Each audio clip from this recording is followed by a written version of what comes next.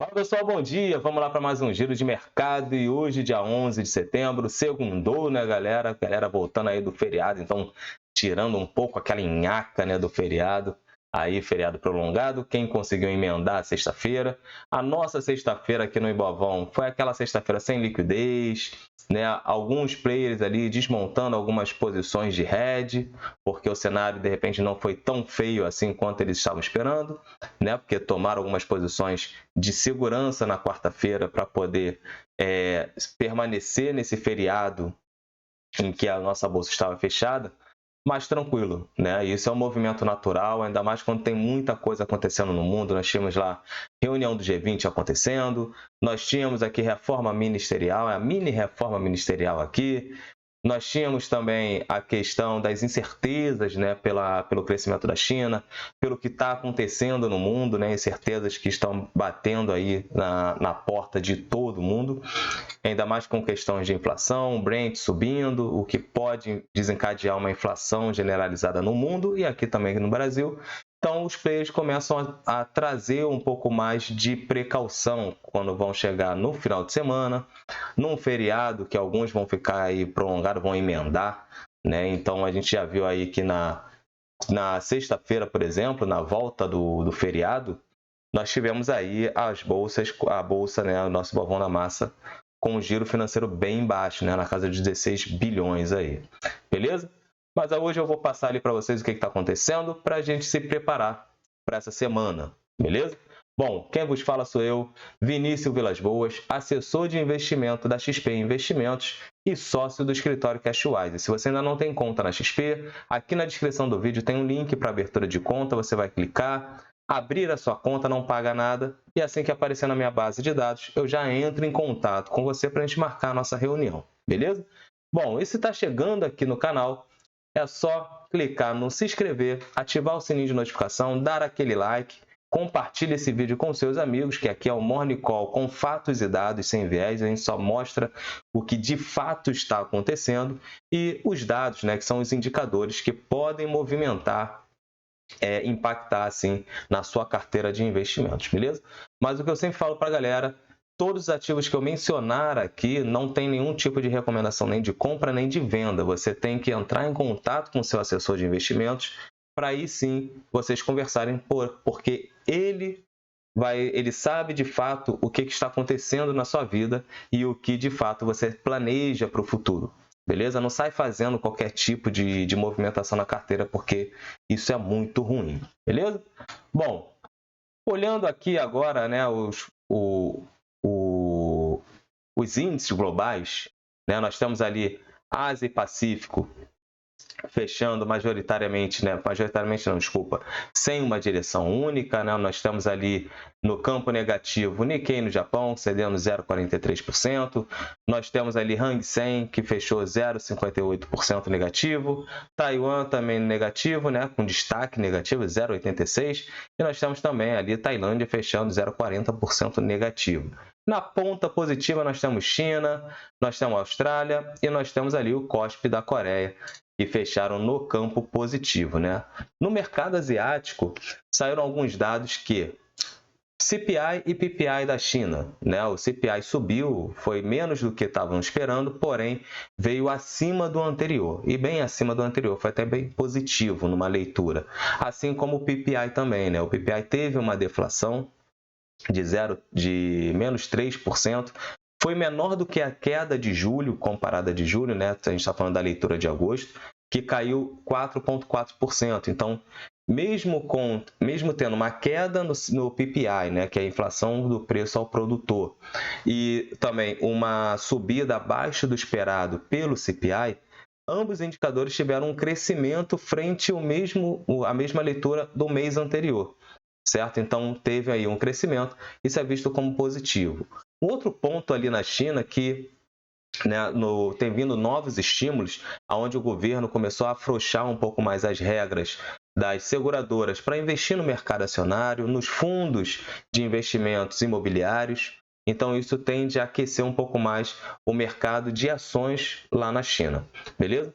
Um outro ponto na China é que os bancos ampliaram fortemente os seus empréstimos. Lembro que na última leitura foram aqueles 345 bilhões de yuans, né, que foram emprestados em julho. Agora, em agosto, a leitura já veio com 1,3 trilhões 1,3 trilhão de yuans, o que corresponde aí a 185 bilhões de dólares. Então, isso também é positivo, mais dinheiro na economia, isso tende a aquecer um pouco mais. Isso é visto como positivo. Vamos ver agora, isso é uma ação, é um fato.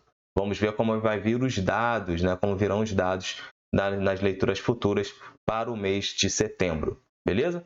Agora, lá no Japão, né, o presidente do Banco Central japonês, né, o Kazuo Ueda, ele mencionou que nesse final de semana, né, que pode vir a acabar com a atual política de juros negativo no Japão, né? Vai depender aí de como estarão os ganhos de salário, né, da população, como vai se comportar o preço ao consumidor ali, a inflação. Se permanecer de uma forma mais sustentável, pode ser que essa política de juros negativo se acabe, né?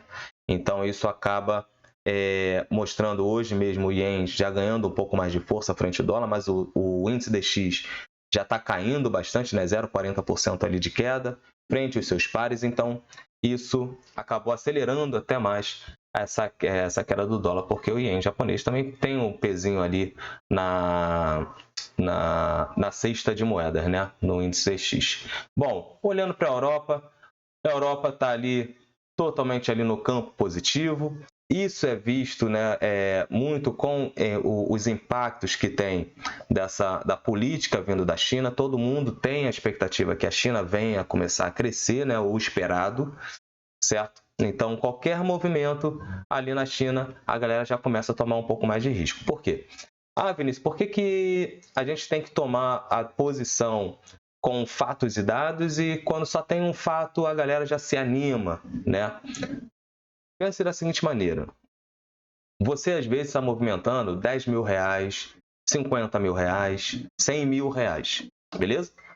Você movimentar 100 mil reais é rápido, é simples de você tomar posição, você montar uma posição. Agora, os players estão movimentando 300 milhões, 500 milhões, 1 bilhão, 30 bilhões. Então, assim, movimentar uma grana dessa magnitude, você montar uma posição assim, isso requer tempo e paciência, né? Então, você tem que ser mais cauteloso ao montar uma posição. Então, por isso que o mercado ele acaba tomando um viés positivo ou negativo mediante somente ao ruído, mediante somente a uma notícia, uma informação, porque você acaba entrando na posição antes do fato, né, do dado sair, por exemplo, certo? Porque você acaba se posicionando numa expectativa futura, entendeu? Por isso que no mercado financeiro você tem diversas projeções, beleza?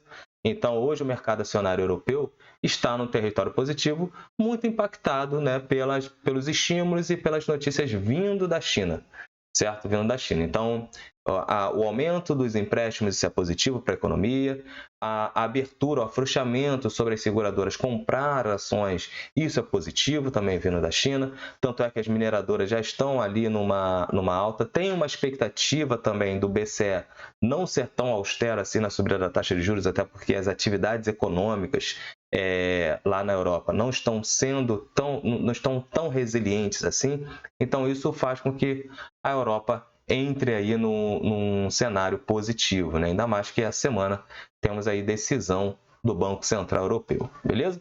Os futuros americanos tendenciando aí uma abertura no campo positivo.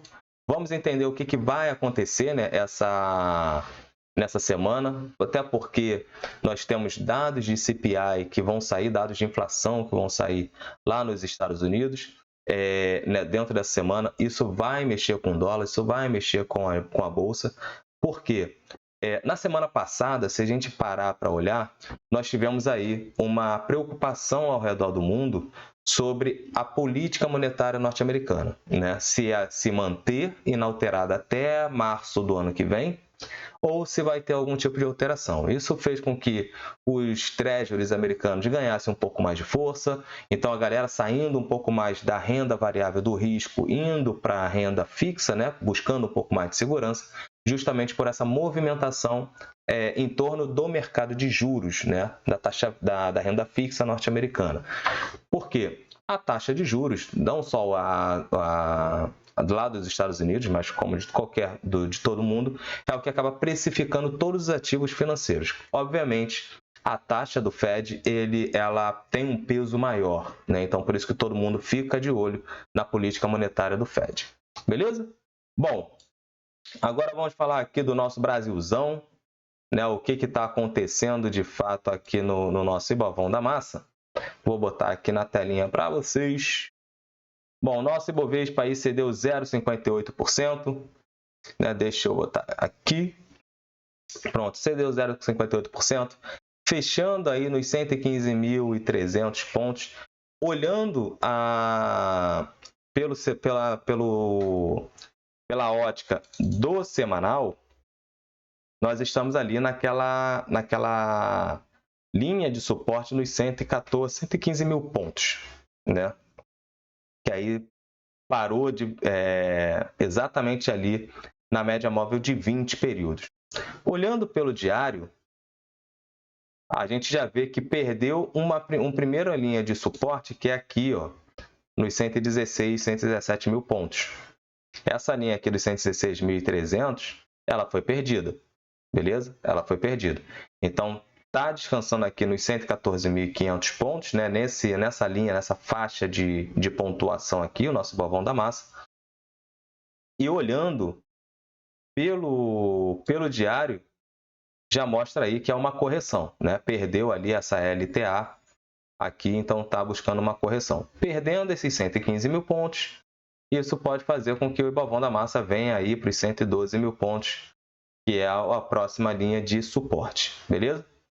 Agora, se o cenário movimentar de forma positiva, conforme a gente já vê aí as mineradoras na Europa já indo para um campo positivo, se a gente olhar no semanal, o cenário não é tão feio assim, né? O cenário não é tão feio assim.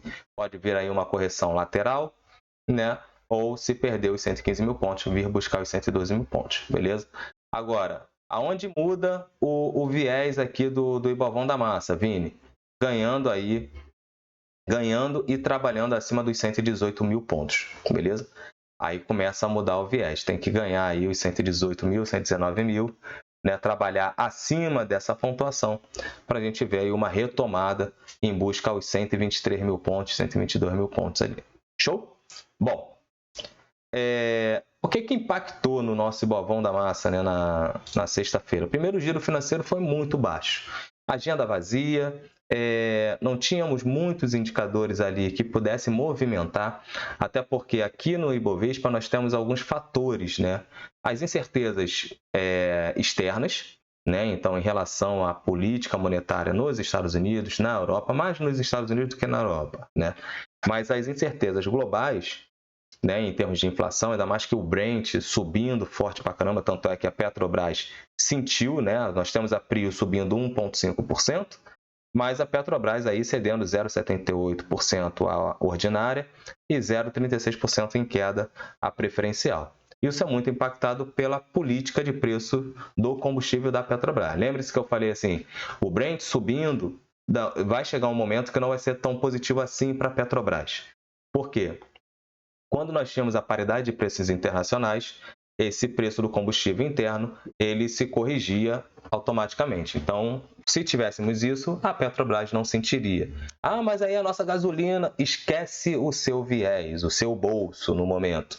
Você como consumidor, olha como investidor, certo? Toma a decisão, aqui a gente vai falar com você como investidor, não como consumidor, certo? Então, olhando para a empresa, isso é negativo, porque isso afeta o balanço da empresa. Se afeta o balanço negativamente, as ações vão vir, a cotação vai vir para baixo, beleza? Então, isso pesa um pouco mais. O setor financeiro ficou ali basicamente neutro, né? E o destaque da queda, né, o que pesou o nosso Ibovão da Massa foi justamente Vale, né, materiais básicos aí, acabou sentindo a queda do minério de ferro. Isso trouxe o nosso Ibovão aqui para baixo, beleza? Olhando o dólar ficou basicamente neutro, né? Ali o dólar futuro ficou basicamente neutro. Conforme eu tinha falado, né, era de neutro, bolsas negativas, né? Porque a gente estava fazendo ali uma correção, a gente estava voltando de um feriado onde o risco global, né? A questão da corrida da renda variável, da tomada de risco, vinda na quinta-feira, que é onde a nossa bolsa estava fechada, isso acaba se ajustando. E a gente amanheceu numa sexta-feira com esse sentimento ainda, né? As bolsas caindo, então, obviamente, a nossa bolsa com uma agenda vazia vai seguir o exterior, né? Vai cair. Então, nós tivemos aí uma bolsa para baixo e o dólar, basicamente, a gente estava ali neutro, porém, com essas incertezas, o nosso dólar era basicamente ali de neutro para cima, beleza? Porém, nós temos aqui, ó, essa região dos R$5, aonde é uma resistência no dólar, né? Uma resistência aqui, e o nosso dólar futuro fechando aí em R$5, né? Então, o à vista cedeu até ali, ficou a 4,98, né? E o dólar futuro, né, que é de outubro, aos R$5, beleza? Hoje, nós temos aí o índice DX cedendo 0,40% aos 104,65 pontos, né? Mas essa semana a gente vai ter aí ainda a decisão de política monetária pelo BCE, nós temos aí inflação norte-americana que vai mexer aqui na cotação da nossa moeda, entendeu? Do real frente ao dólar. Show? Vamos aqui para o calendário econômico, né? Hoje nós temos aí o Boletim Focus, mas vamos olhar aí a semana, né? Vamos olhar aí a semana. Agora, antes da gente falar até mesmo aqui do calendário, eu separei alguns pontos, né, que acabam pesando, né? Então, a parte ali do G20, né, que está começando a falar sobre as incertezas globais, né, elevadas, que o risco ainda é muito ruim, né, essas incertezas pesam bastante, né, o G20 que acaba mostrando ali, eles querem que essa cúpula, né, das 20 maiores economias do mundo se fortaleça cada vez mais, né, até a galera do G7 que é um G20 mais forte, certo? Porém, alguns fatores aconteceram nessa reunião do G20. Um Putin não foi, né, para lá para o G20, até porque acabou sendo meio que condenado ali, se fosse seria preso, né? Nós tivemos a China também fora, Xi Jinping também não participou, então isso acabou mostrando para a galera do G20, para o mundo, que ele às vezes que ele pode vir a buscar um BRICS mais forte do que o próprio G20, né? Então esse foi o recado que a galera recebeu. Não sei se é o recado que ele quis passar, mas é o que a galera recebeu, foi isso, né? O que acabou gerando esse burburinho. E ficou definido, né, que na próxima reunião do G20, que vai ser aqui no Brasil, né, o Lula acabou mencionando que se o Putin quiser vir ao Brasil, pode vir, que a decisão de prendê-lo ou não vai partir lá de fora, e sim aqui do nosso judiciário. Se o judiciário entender que tem que prender o Putin, vai prender. Ou seja, o judiciário não vai prender o Putin, certo? Mesmo que lá fora a galera ache que tem que ser preso. Aqui no Brasil, tá com passaporte carimbado, visto aí, pode entrar, tá tudo certo. Pelo Lula tá tudo certo. Beleza? Bom, então esses foram alguns pontos que acabaram botando ali. Outros fatores que acabaram botando, né? Botando não, que o Lula falou, o Brasil vai surpreender pelas previsões aí de crescimento econômico feitas pela FMI, e realmente acredito também que vá surpreender, né?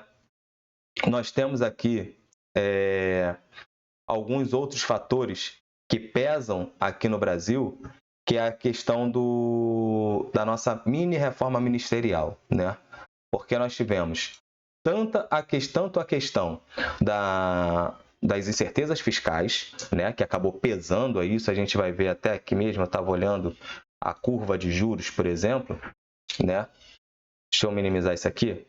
a curva de juros. Então, a gente acabou na ponta curta, né, continuando aquele viés ali de queda, se acalmando. Nós tivemos os juros cedendo, porém, a ponta longa, né, ela começa a mostrar um pouco mais de inclinação, justamente pela questão da inflação, o Brent subindo, isso vai impactar tanto nos derivados de petróleo, isso vai impactar no combustível, impactando no combustível, isso vai impactar nas mercadorias, né? Então, isso vira preço. Isso acaba gerando uma pressão inflacionária maior. O que esse ajuste aqui, que já foi feito até aqui no meio da curva, por exemplo, no meio da curva, é muito focado na que o Banco Central possa não ser tão agressivo assim na corte da taxa de juros, né? Nos 0,75 que o mercado acaba esperando, beleza? E a reforma ministerial, que gera ruídos, e isso acaba gerando um problema político, né? Esses ruídos políticos acabam afetando bastante o nosso Brasil, e isso acaba gerando um problema em relação à nossa taxa de juros também, que parte disso vira um prêmio sobre risco, né? Risco político. Então, vamos ver aqui o nosso calendário. Hoje nós temos Boletim Focus, vamos ver a leitura, né? O que traz, o que muda, o que não muda, né? Na terça-feira nós temos taxa de desocupação, né? Mercado de trabalho lá no Reino Unido. Nós temos sentimento econômico na Alemanha, né? Que é a principal economia da zona do euro, e a nossa inflação aqui ao consumidor, né? Vai sair ali às 9 horas da manhã, beleza? Indo para a quarta-feira, nós temos o PIB do Reino Unido, taxa de juros lá das hipotecas, temos inflação ao consumidor lá nos Estados Unidos, que vai sair às 9h30, né? E o núcleo da inflação. Isso vai mexer com o mercado global, certo? Sempre quarta-feira tem ali basicamente o divisor de águas, né? Os principais indicadores acabam tendo uma leitura muito grande na quarta-feira.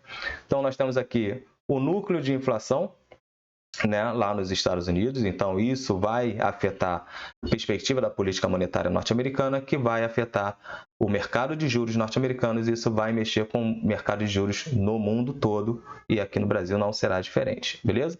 Depois temos variação do estoque de petróleo bruto, né? Que você que não acompanha o canal do Telegram da Cashwise, vai lá, porque a Janaína está fazendo um material muito interessante de commodity, vale a pena você ler. Ela fala bastante ali sobre petróleo, também petróleo, minério, commodities agrícolas, está bem bacana. Na quinta-feira nós temos aqui pedidos iniciais de seguro-desemprego e o PPI, né, a produção, o preço ao produtor, né, que também acaba virando preço ao consumidor, porque isso vira preço. Custo para o produtor, para o transformador, vira custo para o varejo, né, que aí vira preço final para o consumidor, beleza?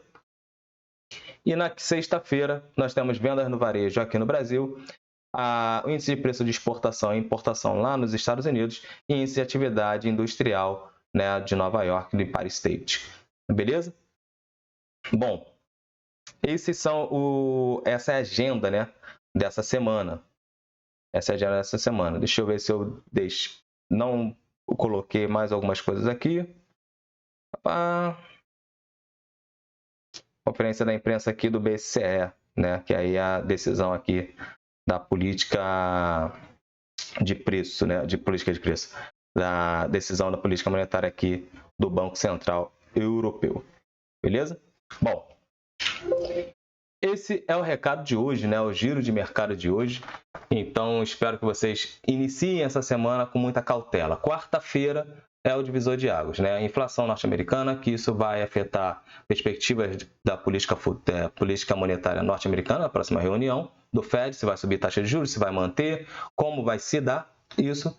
E essa decisão acaba afetando o mercado de juros norte-americano. Então, vamos ficar atentos aos treasuries americanos, que isso vai impactar no mercado em geral, beleza? Então, semana começando, muita cautela para a galera do day trade que gosta de ficar girando, né? Hoje nós temos uma perspectiva de bolsas positivas, né? mais no risk on, né? A galera tomando um pouco mais de risco, e o dólar um pouco mais negativo, né? O dólar negativo, isso favorece as commodities. Então, favorecendo as commodities, isso pode afetar aqui o nosso Brasilzão, nosso Ibovão da Massa, subir um pouco mais, beleza? Então, forte abraço, pessoal. Muita atenção com o capital de vocês e até amanhã com mais giro de mercado. Valeu!